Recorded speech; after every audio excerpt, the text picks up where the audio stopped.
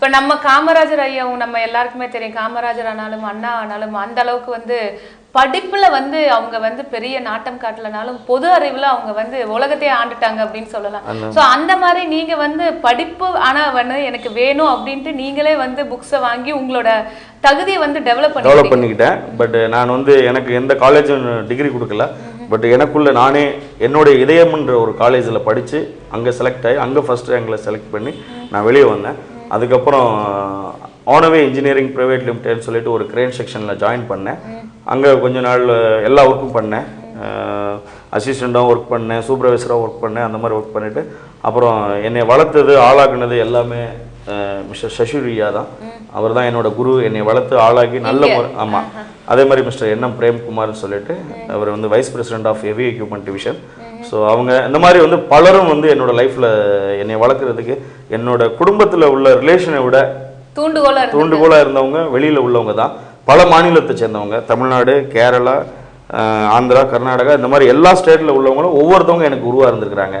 So ஒட்டுமொத்தத்தில் இந்தியாவே எனக்கு ஒரு குருவாக இருந்திருக்கு. ஒரு வழிகாட்டிகள் வந்து எல்லாம் வேற்று பல இடங்கள்ல இருந்து உங்களுக்கு வந்திருக்காங்க. ஸோ நிச்சயமா உங்களுக்கு வந்து பல விதத்துல உள்ள ஒரு எக்ஸ்போஷர் கிடைச்சது.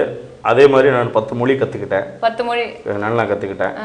அதுக்கப்புறம் பார்த்தீங்கன்னா அப்போ அங்கே ஸ்டார்ட் பண்ணிவிட்டு ரொம்ப கஷ்டப்பட்டு சின்சியராக ஒர்க் பண்ணேன். மார்னிங் 4 மணிக்கெலாம் போயிடுவேன், ஈவினிங் 11 மணி 12 மணிக்கு தான் வருவேன். ரொம்ப ஹார்ட் ஒர்க் பண்ணேன். இப்படி வளர்ந்துட்டு இருக்கும்போது 2005 வந்து எனக்கு ஒரு ட்ரான்ஸ்ஃபர் ஆச்சு. எஸ்ஆர் ஸ்டீல் அஜிராவில் எஸ்ஆர் ப்ராஜெக்ட் கன்ஸ்ட்ரக்ஷன் லிமிடெடில் ஒர்க் பண்ணிட்டு இருந்தேன். இந்த 2001 வந்து பூகம்பம் ஆயிடுச்சு, எர்த்குவேக் ஆச்சு. அப்போ வந்து அங்கே எல்லாரும் போகணும்னு சொன்னாங்க கச்சுபுச்சில். ஸோ நிறைய பேர் அங்கே போக விரும்பலை. சில வருத்தங்கள் இருந்தனால எல்லாரும் இது பண்ணணும். நான் சொன்னேன் நான் போகிறேன் கச்சுபுச்சிக்கு. ஆமாம். அப்போ வந்து எனக்கு 2 குழந்தைங்கள், சின்ன பொண்ணு, 2 பொண்ணு, என் மனைவி எல்லாம் இருந்தாங்க. அப்போது எப்படி நீ மட்டும் கட்சிக்கு போகிறேன்னு சொல்கிற அப்படின்னு சொன்னாங்க. நான் சொன்னேன், குஜராத்தில் கச்சுபுச்சில் பிரபாகரன் மட்டும் சாக போகிறது இல்லை, அங்கே எத்தனை பப்ளிக் இருக்காங்க, எவ்வளோ அதோட பாப்புலேஷன் என்ன கெப்பாசிட்டின்னு சொல்லும்போது அவங்க சொன்னாங்க ஒரு 50,000 இருக்கும், 1 lakh இருக்கும், 2 lakhs இருக்கும், அவ்வளோ பப்ளிக். அவங்கெல்லாம் சாகும்போது என்னோடய உயிர் பெருசு இல்லை, நான் கண்டிப்பாக போகிறேன்னு சொல்லிவிட்டு அதே நைட்டில் நான் ட்ரான்ஸ்ஃபர் ஆகி போயிட்டேன். அங்கே போயிட்டு ஒர்க் பண்ணேன். ஏஷியா மோட்டார் ஒர்க்ஸ்ன்னு சொல்லிட்டு நான் வந்து SR construction, SR power, SR ship, SR oil, SR power எல்லா இதுலேயும் ஒர்க் பண்ணேன். எஸ்ஆர் ரிக் டிவிஷனில் ஆல்சோ நான் ஒர்க் பண்ணியிருக்கிறேன். அதுக்கப்புறம் அந்த ஏஷியா மோட்டார் ஒர்க்ஸில் போயிட்டு ஆட்டோமொபைல் 4923ன்ற ஒரு ட்ரக்கு டெவலப் பண்ணி அதை டெஸ்ட் பண்ண கூட எல்லாரும் பயந்தாங்க. ஃபஸ்ட்டு ப்ரோட்டோ வெஹிக்கிள், இதை நம்ம எப்படி டெஸ்ட் பண்ணுவோம், இதில் என்ன இருக்குது, நம்ம உயிருக்கு எந்த வேணால் ஆபத்தை ஏற்படலான்னு எல்லாரும் பயந்தாங்க. நான் பயப்படாமல் நானே 8000 கிலோமீட்டர் ரன் பண்ணேன். எப்படி ட்ரக்குங்கிறது வந்து நம்ம நார்மலி இப்போ இந்த குட்ஸ் கேரியர் மாதிரி? ஆமாம், goods carrier 40 feet length trailer, அது மேலே 100 ton லோட் பண்ணி அந்த வெஹிக்கிளை ஃபஸ்ட்டு டெஸ்ட் பண்ணணும். அதுக்கப்புறம் ஏஆர்ஐன்னு சொல்லிட்டு பூனேவில் இருக்குது, ஆட்டோமோட்டிவ் ஆமாம் இந்தியா, அங்கே போயிட்டு எல்லாம் அஸ்பர் சிஎம்விஆர் இது டெஸ்ட் பண்ணுவாங்க. அதெல்லாம் பண்ணி தான் வண்டி வந்து டெக்னிக்கலி அண்ட் மெக்கானிக்கலி அது கரெக்டாக இருக்கணும். ஆமாம். அப்போ அது வந்து நீங்கள் தான் ஃபுல்லாக டிசைன் பண்ணது? நான் டிசைன் பண்ணல, என்னோட குரு தான் வந்து மிஸ்டர் பி தனசேகரன்.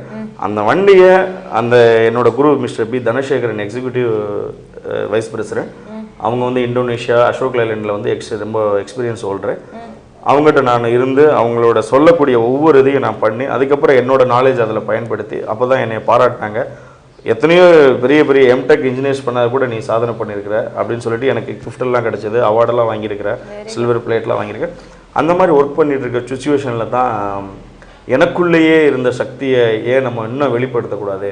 இப்போ ஏசியா மோட்டார் ஒர்க்ஸில் நான் ஒர்க் பண்ணுறேன், எனக்கு நல்ல சேலரி வருது, எல்லாம் நல்லா, என்னோட மனைவி, என் குழந்தைகள், என் தாயார் எல்லாத்தையும், அப்பா இல்லை இருந்தாலும் கூட என்னோட தந்தை இல்லை, இறந்துட்டாங்க 2001. 2002 தான் எனக்கு மேரேஜ் ஆச்சு. ஸோ இப்படிலாம் இருக்கும்போது நம்ம சம்பாதிக்கிறது நம்ம மனைவிக்கும் நம்ம குழந்தைக்கும் நம்ம தாயார் தானே பார்க்க முடியுது. நம்ம சமூக சேவையில் எப்படி வெளியில் போகிறது அப்படின்றத டிசைட் பண்ணேன். அந்த நேரத்தில் என்கிட்ட பணமே இல்லை, நான் சம்பளம் வந்து அந்த மனசு இருந்தது பண்ணணுமே அப்படின்ற ஒரு மனசு. ஆமாம்.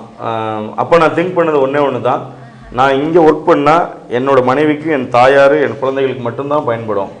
நான் பொதுநலவாதியாக எப்படி வர்றது, 2020 தமிழகத்தினோட முதல்வராக எப்படி வர்றது, இன்னைக்கு குஜராத் மாநில முதல்வர், மதிப்பிற்குரிய முதல்வர் நரேந்திர மோடி அவர்கள் மாதிரி நம்ம தமிழ்நாட்டுக்கு எப்படி இந்த சேவையை நம்ம கொண்டு போகிறது அப்படின்றத டிசைட் பண்ணேன். அப்போ தான் நம்ம வந்து கன்ஃபார்மாக நம்ம வேலையை ரிசைன் பண்ணிடலாம் அப்படின்னு சொல்லிட்டு அதுக்கு முன்னாடியே இந்த ஸ்ரீ துர்கா கன்சல்டன்சின்னு சொல்லிட்டு ஒரு இதை ஸ்டார்ட் பண்ணேன். ஸ்டார்ட் பண்ணிவிட்டு அதாவது நல்ல ஒரு உண்மையான உழைப்பாளி மிஸ்டர் ராம்சுந்தர் யாதவ், அவர் சில ரீசனால் வெளியில் வந்துட்டார். அவர் ஏற்கனவே ஒர்க் பண்ண கம்பெனி விட்டு. அவருக்கு எப்படி நான் வேலை பண்ண கொடுக்குறது அப்படின்ற எதிர்பார்க்கும்போது இந்த மாதிரி ஒன்று ஸ்டார்ட் பண்ணி அவரை உட்கார வச்சேன். உட்கார வச்சு பார்த்தேன் ஃபஸ்ட்டு பிஸ்னஸ் எப்படி டெவலப் ஆகுது, நம்ம எப்படி இன்னும் டெவலப் பண்ணணும் அப்படின்னு. கொஞ்சம் டெவலப் ஆகிற மாதிரி இருக்கப்போ நான் என்னோடய வேலையை சர்வீஸ் ரிசைன் பண்ணிட்டேன். ரிசைன் பண்ணிவிட்டு நான் வெளியே வந்து நானும் ஃபுல் ஸ்விங்காக இல்லை அதே தான் அந்த ஸ்ரீதுர்கா கன்சல்டன்சியை நேமை சேஞ்ச் பண்ணி மகாதுர்கை தி குளோபல் இன்ஜினியரிங் சர்வீஸைன்னு சொல்லி மாற்றிட்டு சொல்லிட்டு அந்த கன்சல்டன்சின்றது இல்லாமல் இன்ஜினியரிங் சர்வீஸாக பண்ணிடலாம் அப்படின்னு சொல்லிட்டு இப்படி ஒரு பிஸ்னஸ் பண்ணிவிட்டு நம்ம பொதுநல சேவையில் நிறைய இருக்க முடியும் அப்படின்றத டிசைட் பண்ணிட்டேன். பண்ணிவிட்டு நான் வேலையை ரிசைன் பண்ணிவிட்டு வெளியில் வந்தேன். வந்ததுக்கப்புறம் 4 பேரை வச்சு வேலை பண்ணேன், 10 பேரை வச்சு பண்ணேன். இன்றைக்கி 300-350 பேருக்கு வேலை கொடுத்துருக்குறேன். 300-350 பேருக்கு கொடுப்பதற்கான உங்களுக்கு தகுதி இருக்கு. அந்த தகுதியை வந்து நீங்களே கண்டுபிடிச்சுக்கிட்டீங்க. ஆமா. ஸோ உங்களுக்குள்ளேயே அதாவது எனக்குள்ள இருக்க மனிதனை வந்து நான் கண்டுபிடிக்கணும், அப்பதான் வந்து என்னால ஏதாவது இந்த உலகத்துக்கு பண்ண முடியும் அப்படின்ற அந்த ஒரு உணர்ச்சி உங்களுக்குள்ளேயே அந்த உங்களை நீங்க எப்படி கண்டுபிடிச்சுக்கிட்டீங்க? நான் வந்து சிறு வயதிலிருந்து ரொம்ப கஷ்டப்பட்டிருக்கிறேன். என்னோட தகப்பனார் தாயாரெல்லாம் ரொம்ப கஷ்டப்பட்டு மேலே வந்தாங்க. நல்ல ஒரு ராஜ பரம்பரையில் பிறந்தால் கூட ஒரு குறிப்பிட்ட வாரிசுகளுக்கு அப்புறம் ரொம்ப கஷ்டப்பட்டு ஃபேமிலி தான். அப்பா வந்து திமுக அரசியல் இருந்தனால ஜாஸ்தி வந்து எங்களை இது பண்ண முடியல. அவர் வந்து ஜெயிலுக்கு போயிடுறது, ஏதாவது ஒரு திமுக பொதுநலத்தில் ஈடுபாடு நிறையா பண்ணியிருந்தாங்க. 45 ஆண்டு காலம் திராவிட முன்னேற்ற கழகத்தில் ஈடுபாடு கொண்டு வந்தனால அவங்க பொதுநலத்திலே வாழ்ந்துட்டு இருந்தாங்க. பெருசாக ஒன்றும் இது பண்ணலை. பட்டு நிறைய மனிதர்களை சம்பாதித்து வச்சுருந்தாங்க அப்பா. எனக்கு வந்து நிறைய நல்ல அறிவுரைகளை சொல்லியிருக்கிறாங்க. சிறு வயதிலிருந்தே கவிதை இந்த மாதிரி எல்லாமே எனக்கு உண்டு. இப்போ கூட நான் 3 திரைப்படம் எழுதிட்டு இருக்கிறேன். கதை எழுதி எல்லாம் ஒரு இதில் முடிஞ்சது. அது ரிலீஸ் பண்ணோன்னே என்னை பற்றி எல்லாருக்குமே வெளியே தெரியும். அந்த திரைப்படத்தில் வந்து ஒரு மனிதனுடைய தன்னம்பிக்கைனா என்ன, ஒரு மனிதன் ஏன் இப்படி இருக்கணும், நான் என்னை பொறுத்த வரைக்கும் அவன் அதாவது கல்வி தகுதி இருக்கா இல்லையான்றதெல்லாம் பிரச்சனை கிடையாது. ஒவ்வொரு மனிதன்ட்டையும் ஒரு மகா சக்தி உள்ளே இருக்கு. அந்த சக்தியை எல்லாரும் வெளியே கொண்டுட்டு வரணும். நீ டிகிரி வாங்கிட்டு தான் போய் ஒரு டாக்டராக ஒர்க் பண்ண வேண்டிய அவசியம் கிடையாது. இன்றைக்கி இந்தியா கவர்மெண்ட்டில் பார்த்தீங்கன்னா நிறைய தவறுகள்லாம் நடக்குது. அதை எப்படி பண்ணணும், நல்லபடியாக மக்களை போய் சேரணும், அந்த தவறுகளை எப்படி நம்ம சொல்ல. இன்றைக்கி வந்து எல்லாரும் பயப்படுறாங்க. ஏன் பயப்படுறாங்கன்னா ஒரு உண்மையை சொல்ல போய் அந்த பொதுநல ஆபத்தாக முடிஞ்சு அதனால் அவங்க குடும்பமும் அவங்களும் எல்லாம் பாதிக்கப்படுறாங்க அப்படின்னு சொன்னாங்க. பட்டு என்னை பொறுத்த வரைக்கும் அந்த பயம் கிடையாது. உயிரோ பணம் போயிடும், நம்ம குடும்பத்துக்கு எந்த கஷ்டம் வந்தாலும் எப்பேற்பட்ட எதிர்ப்பு சக்திகள் வந்தாலும் கண்டிப்பாக நான் மக்களுக்கு சொல்ல முடியாது, நான் பிரதமராக கூட வரலாம். ஏன்னா என்னோட ஒரு மனிதனுடைய சேவையை வச்சு தான் வந்து மக்கள் தீர்மானிக்கிறது.